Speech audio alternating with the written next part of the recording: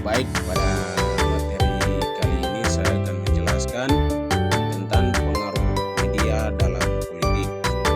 Seperti apa media massa memainkan peran utama dalam membentuk opini publik. Hubungan politik dan media sangat erat, sangat mempengaruhi satu sama lain. Media juga berfungsi sebagai sumber informasi, edukasi, dan pengawasan terhadap politik, yang juga sering disebut sebagai pilar keempat demokrasi di negara kita Indonesia ini. Pada slide yang berikutnya, kekuatan media dalam membentuk opini publik. Yang pertama, framing; kedua, agenda setting; kemudian contoh kasus. Framing, media memainkan isu agar membentuk persepsi publik.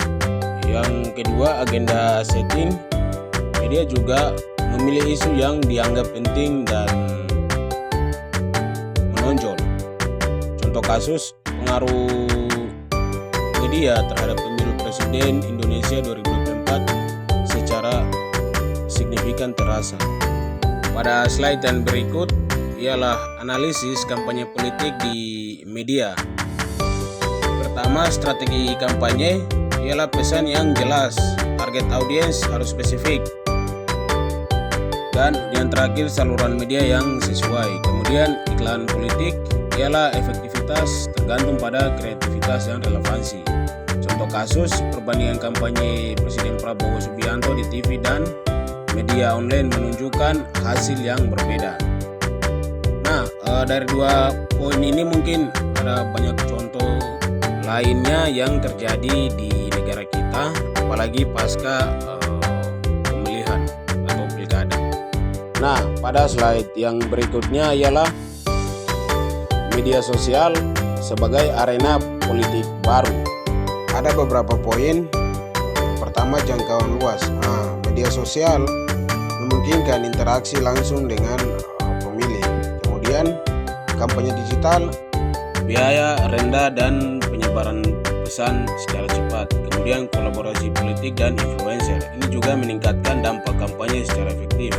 Dan yang terakhir, data pengguna ialah peningkatan pengguna internet dan media sosial di Indonesia. Kemudian pada slide yang berikutnya ialah penggunaan media sosial dalam kampanye. Ada beberapa poin. Yang pertama, strategi konten. Dalam strategi konten, visual menarik seperti video dan narasinya yang kuat. Kemudian interaksi pemilih, tanya jawab langsung dan polling memperkuat hubungan. Yang ketiga, mobilisasi. Relawan dan donasi terorganisir lewat platform online. Contoh, politisi muda menggunakan TikTok untuk menjalin pemilih generasi Z. Nah, dalam poin yang selanjutnya ialah tantangan dan risiko di media sosial. Yang pertama, hoax dan disinformasi, kemudian ujaran kebencian, kemudian juga algoritma, dan terakhir regulasi. Hoax dan disinformasi mengancam kualitas demokrasi dan kepercayaan masyarakat. Juga menimbulkan polarisasi masyarakat dan konflik sosial. Kemudian memperkuat bias dan membatasi diversitas informasi. Yang terakhir, perlu seimbang antara kebebasan dan kontrol konten. Nah, dalam tantangan dan risiko di media sosial juga perlu dikaji, dilihat agar tidak terjadinya bias dalam media. Dalam studi kasus efektivitas kampanye di media sosial telah menunjukkan kampanye Jokowi 2014 sampai 2019 tercatat pengguna media sosial mendongkrak dukungan pada partisipasi pemilih. Kemudian ada Anies Baswedan di Pilkada DKI Jakarta juga menunjukkan strategi media sosial khususnya di wilayah urban yang sangat efektif.